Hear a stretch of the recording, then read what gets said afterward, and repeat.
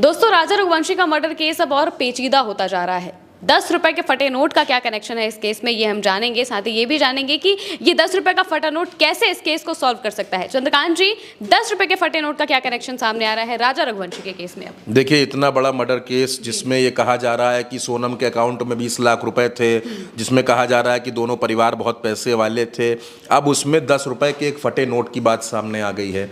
10 रुपए का फटा नोट आखिर क्यों इस केस में इतना ज़्यादा चर्चाओं में आ गया? चर्चाएं तो बहुत सी आ रही हैं।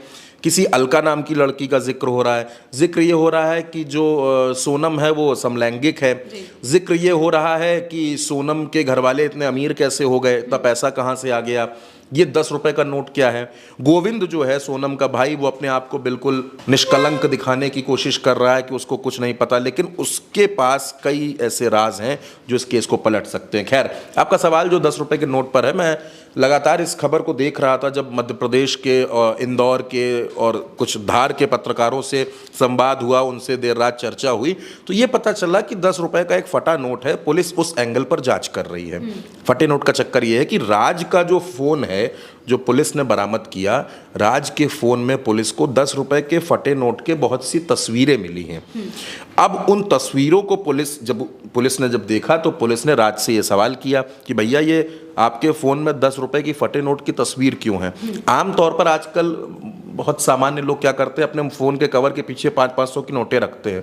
लोगों का शौक होता है, लेकिन फ़ोन में कोई नोट की फ़ोटो क्यों खींच के रखेगा?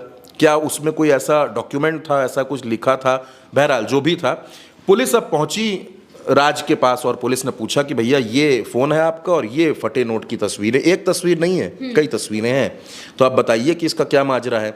राज ने पहले तो पुलिस को गुमराह करने की कोशिश की कि ऐसा कुछ नहीं है, वो मैं खींच लेता था।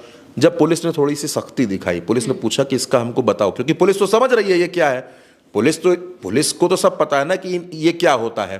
पुलिस ने पूछा आप बताओ हमको, तो उसने कहा कि दरअसल ये जो दावा सामने आ रहा है कि उसने कहा कि सोनम और सोनम का भाई गोविंद, ये दोनों, और जो जितेंद्र रघुवंशी का एक नाम आया था आपको याद होगा, ये दोनों मिल करके तीनों लोग हवाला का कारोबार करते थे।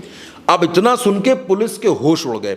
पुलिस समझ गई कि वाकई ये मसला जो है मर्डर का, ये सिर्फ लव ट्रायंगल नहीं है, इस मसले में बहुत कुछ और है। और महिमा, आपने भी इस खबर को किया है उल्टा चश्मा यूसी के दर्शकों के लिए कि गोविंद मास्टरमाइंड है। हाँ। गोविंद को बहुत सी चीजें पता है, वरना आप सोचिए, जब कोई लड़की किसी परेशानी में होगी, किसी मुसीबत में होगी, इतनी बड़ी चीज होगी, वो सीधे अपने ससुराल फोन नहीं कर रही है। जिसका पति मरा है वो ससुराल में फोन नहीं कर रही है, वो गोविंद को फोन कर रही है, अपने भाई को। और गोविंद भी क्या कर रहा है, किसी को इन्फॉर्म नहीं कर रहा है, उसने सीधे वहां की लोकल पुलिस को इन्फॉर्म किया, ताकि कहीं ऐसा ना हो जाए कि सोनम तक पुलिस से पहले या गोविंद से पहले राजा के परिवार के लोग पहुंच जाएं। ये भी इसमें मसला था। तो अब वहां पर ये जब खुल के आया तो गोविंद पर शक की सुइयां घूमने लगी। पुलिस ने पूछताछ गोविंद से भी की, क्योंकि शिलोंग पुलिस इंदौर आई थी और उनके घर भी गई थी। अब कहा जा रहा है कि क्राइम ब्रांच भी पूछताछ करेगी गोविंद से। तो ये दावा किया जा रहा है कि जो 10 रुपए का फटा नोट है, असल में गोविंद और सोनम मिलकर के हवाला का कारोबार करते थे। वरना आप सोचिए, एक लड़की जिसकी शादी नहीं हुई, जो कहीं कोई नौकरी नहीं करती, बिजनेस नहीं करती, अपने घर का ही बिजनेस संभालती है, उसके अकाउंट में 20 लाख रुपए क्या कर रहे थे? गोविंद का ये कहना है कि जो पेमेंट्स आते थे उसके अकाउंट में आते थे। लेकिन आप सोचिए, एक बात यहां पर जो बिल्कुल टर्निंग पॉइंट है, आप भी इस बात को जानती हैं, दर्शकों के लिए मैं बता रहा हूं, सोनम गायब हुई, राजा मिल नहीं रहा, राजा की डेड बॉडी मिल गई, फिर भी सोनम नहीं मिल रही है। लेकिन गोविंद को क्या एक बार भी इस बात की चिंता हुई कि सोनम के अकाउंट में 15 से 20 लाख रुपए पड़े हैं, हमको उस अकाउंट को फ्रीज करा देना चाहिए, कहीं ऐसा ना हो कि सोनम के एटीएम से जबरदस्ती उससे पैसा निकाला जा रहा हो? ये भी तो हो सकता था। जानकारी वो वहां भी दे सकता था कि भाई ये बिल्कुल नंबर है, आप इसको चेक कर लीजिए कि कहीं ऐसा कुछ तो नहीं हो रहा कि एटीएम से पैसे निकाले। और अगर इतना पैसा अकाउंट में था तो गोविंद ने ये बात पुलिस को क्यों नहीं बताई कि सोनम के अकाउंट में इतना पैसा है? ये बात भी नहीं बताई गई। दूसरा, गोविंद शिलोंग भी चला गया, हर जगह चला गया, एक बार भी उसने राजा के परिवार से ये डिस्कशन नहीं किया कि उसके अकाउंट में इतना पैसा था। तब उसने ये बात क्यों नहीं बताई? दरअसल कहा जा रहा है कि गोविंद को अब डर सता रहा है उसके बिजनेस का। इनका बिजनेस बहुत बड़ा है, सिर्फ इंदौर या मध्य प्रदेश में नहीं, गुजरात महाराष्ट्र तक इनका बिजनेस फैला हुआ है। तो उनको ये डर सता रहा है कि देखिए, बिजनेस चलता है पब्लिक रिलेशन पर, सोशल वैल्यूज पर, आपके जितने कॉन्टैक्ट्स होंगे। अब इस केस की वजह से गोविंद और उनके पिता और पूरे परिवार की तो इज्जत खराब हो गई। तो ऐसे में उनसे बिजनेस करेगा कौन, उनसे मिलेगा कौन? दूसरा, एक सामाजिक बहिष्कार का भी खतरा है, क्योंकि जो राज के परिवार वाले हैं, जो राज के पड़ोसी हैं, उनका ये कहना है कि राज बेकसूर है, राज को फंसाया जा रहा है। राज भी बार बार कह रहा है कि उसको फंसाया जा रहा है।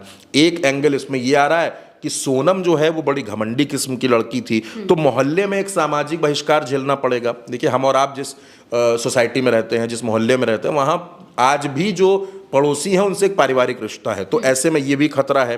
दूसरा, सोनम की गोविंद की अपनी लाइफ है, अपनी फैमिली है, बच्चे हैं, पत्नी है, तो उसको ये भी डर सता रहा है कि अगर उसको कुछ होता है तो फिर उसकी फैमिली का क्या होगा।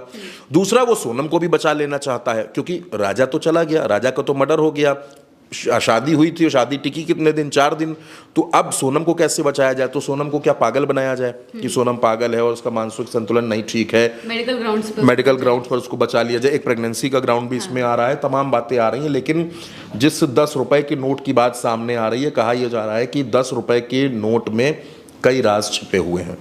और मैं इस बात को देखकर बहुत ज़्यादा हैरत में हूँ, बहुत ज़्यादा हैरान हूँ कि अभी तक पुलिस जितेंद्र रघुवंशी को क्यों नहीं उठा रही है।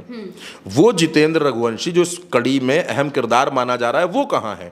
अलका कहाँ है जिसका नाम आ रहा है, उसको क्यों नहीं पकड़ा जा रहा है। मुझे ऐसा लगता है कि जितेंद्र रघुवंशी और अलका, जब इन दोनों को पकड़ा जाएगा तो इस केस में बहुत से खुलासे होंगे, बहुत सी बातें खुलेंगी, बहुत सी ऐसी बातें खुलेंगी जो हमको आपको भी नहीं पता होंगी। और इसीलिए मैं कह रहा हूं कि जो 10 रुपए का फटा नोट है जी, ये बहुत से किरदारों के ऊपर से पर्दा भी हटा देगा। बिल्कुल। अब इस 10 रुपए के फटे नोट का क्या कनेक्शन सामने आता है, पुलिस इस पर किस तरह से जांच करती है, ये हमें आने वाले वक्त में पता चलेगा। लेकिन सोनम और राजा का जो केस है वो अब और ज़्यादा उलझता हुआ दिखाई दे रहा है। इसमें अब ये नोट का क्या कनेक्शन सामने आता है, अलका और जितेंद्र को पुलिस कब पकड़ती है, किस तरह से वो इस पूरे केस का खुलासा करती है, ये हम आने वाले वक्त में देखेंगे। फिलहाल के लिए मेरे साथ इतना ही। आप देखते रहिए उल्टा चश्मा यूसी।